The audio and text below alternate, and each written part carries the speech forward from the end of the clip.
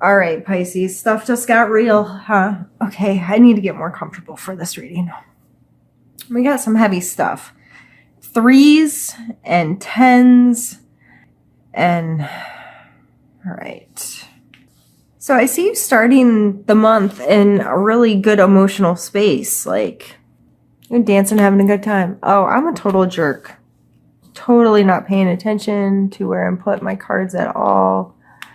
Can you even see them? All right. So you came into the month feeling, well, seems to be in a pretty good space of celebration. And the recent past energy that you're pulling with you is this happy, wonderful little family here on this card of authentic connection and showing love and having joy and appreciation for their space. So these are really nice energies to come into the month with. And then you have this hangman energy as the challenge. So there may be some major pause type stuff happening, a major shift in perspective. Some kind of event has made you surrender to this knowledge. Like, okay, it's forcing me to see things this way now. Like, I have to. And Pisces, I don't think you guys necessarily like being made to surrender to someone else's will or to someone else's viewpoint sometimes. You might be a little headstrong and you might not want to listen to other people's opinions or see things from other people's viewpoint. But whatever this event is, you got to go with it to an extent. Like, yeah, you're just going to have to understand that you are there and understand that gaining this new perspective in the long term will benefit you. It just may not be comfortable right then. And then below that, you're really focused on the Seven of Swords energy. So there may be an event where you were, as literal as physically stolen from. But somehow in some way you feel like you are being jaded, that someone is taking time from you, taking resources from you, not helping you, like this general broad, like someone's screwing me over in some way. Or on the flip side, because this is a general reading, I like to kind of pick different parts of the reading to really focus in on and show both sides of the coin. For relatability, these energies they're the same energies, they're just kind of two sides of the coin. So you may be on the opposite side of things, and you may be the sneaky bitch in the situation. I shouldn't have called you that, but like really, even if it's like little stupid stuff, like saying I gotta run to the grocery store and taking 45 minutes to get bread just because you needed a break from your home, or sneaking away more at work, or just not being upfront about stuff that's happening in your life in any way. So regardless of what side of the spectrum you're on here, you're focused on whatever the sneaky behavior is and whoever is doing it. And that may be why you're caused to be in so much pause, because when someone is doing something sneaky, in order to get away with it, they have to know what the other person's thinking and what they're doing and what their perspective is so they can manipulate the situation, right? So whether you're manipulating or being manipulated, you need to call on your strength of the Knight of Swords. And the Knight of Swords is very analytical, intelligent, capable, and he's actively engaged in making decisions and like cutting through bullshit, or understanding how things are working, and being able to quickly engage in the situation. So through that, we then come to the moon, which I really think this is probably you using this energy to find out how you're being slighted. And through that, you will gain the knowing, because the moon is all about, there's intuition there, but it's also secrets and things that are kept in the dark shadows of who we are, or why we do what we do. And so this may be a moment to see through that veil, or see the perspective, or see how different things are when seen under another light. Moonlight and daylight are very different light, but they come from the same source. The moon's just reflecting it to us. So why does it look so different? And so there may be some pretty big shifts there. And then we have some tough cards coming up, and your suggestion area.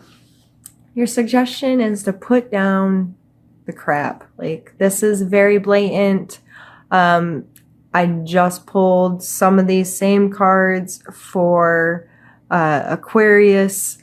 And so Pisces, like, put it down. Put it down. He's carrying around a big ugly roach on his back. Why? Why in the world would that ever? No. Put it down. That doesn't belong to you. That's not your problem. That's not your situation. So this card is telling you very blatantly to, what are you doing? What is helping you and what isn't? What makes you feel good? What doesn't? Who am I? And what am I willing to carry around on my back? Because apparently some of the stuff you're carrying around, it needs to go. It needs to go bye-bye. And you need to know that it's not always going to feel good. This is the card of heartache. I think it's pretty blatant there with 3 swords stabbed through, and it's done. Finito. No bueno. Sorry, didn't mean to be like offensive or whatever, but if I was, I'm tired and words just come out and I don't know. So, but yeah, done. And that doesn't, you need to know this. You need to know that there's, things hurt, and your words can hurt and your actions can hurt. And if you're hurting someone, you need to know that that's not okay. And because if you are stealing and you're carrying around people's stuff, then you need to put it down. Not done yet, babe. Huh? I'm in the middle of filming. Sorry, guys. I don't know if I'll edit that out. Just deal with it, I guess. My husband is anxiously awaiting me to join him. So, whether you're being stolen from, you got to put stuff down that doesn't serve you emotionally. But if you are stealing something from someone, plagiarizing someone's work, stealing away time that you shouldn't steal away, put it down. That does not belong to you. And you may have to go through some pain, you may have to have some discomfort by not taking someone else's stuff. But,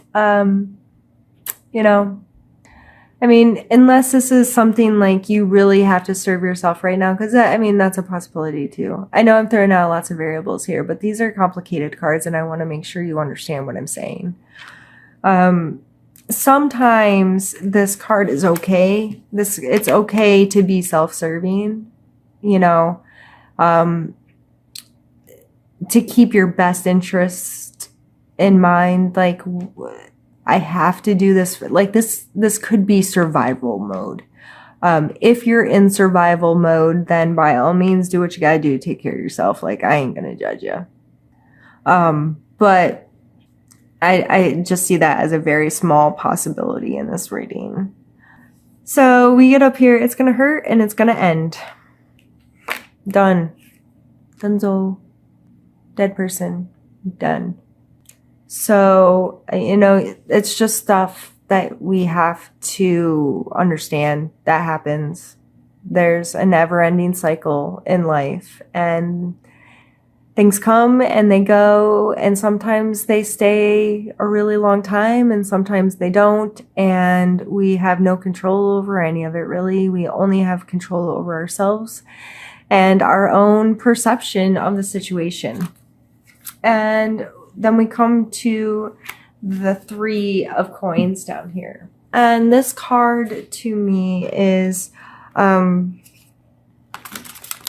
this is feeling really secure in your, like a new project or a new idea or a new adventure kind of thing, and feeling like you're in a space that you can commune with other people and maybe have people to help you or people interested in what you're doing. So my only word of caution is if you're the person that stole stuff and then you're presenting it to other people, like, but for the rest of you all, this could be getting to the point where you feel more in your space, like you've completed this. This is an ending card. Like, you want it to be done. You need it to be done. You need to let go of it so you can get into a space where you can feel better about your place and get into more of a rebuilding kind of energy, more focused and ready to work with others in some capacity. And I'm going to pull you a oracle card here just to give us some parting advice. This was pretty heavy, but I think it's good. I think ending with that 3 is a good energy to go out with. And I feel like this is a lot of healing stuff, and at least it's over with, right? On to the next phase of life. All right. I'm going to take this one and we get Seek Beauty. And I am going to take a look at it in the book here. They have some nice little paragraphs, and I'm still learning these. I'm relatively new to these cards. So this is a time to reflect on love and to seek out beauty. Create memories. Take time to enjoy your experiences, celebrations, and special occasions. The recollection of happy moments will support you. Look not only in the world around you, but also within. Seek out the loving qualities that you appreciate about yourself. Search for your own beauty. Look at yourself and the world around you from a new perspective. Hanged Man. I think that's pretty straightforward. This is a new perspective. You came into the month with these really positive kind of feeling good energies, and these are definitely shift in perspective kind of cards, but at least, and I've had this so many times this month doing these readings where something strong comes in and there's this progression and then it comes to an end. So you really want it to. Like, this is your hopes area of the reading. Like, you hope it ends.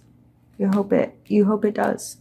But I feel like the 3 is a newer energy, and it's a recreation or it's a growing kind of energy to me. So I feel like you just control your perspective. And with controlling your perspective, you can manipulate and think about, and how is this all going to work out, and how's it going to be, and how does everybody else see it, and what do other people feel about this, and is this fair, and is this okay? Like, ask yourself those questions, and just keep widening your perspective, and entertaining other people's perspectives is super healthy. So, and I think through that you can get to a space where, you know, you can put down some of that crap that's not yours and move on.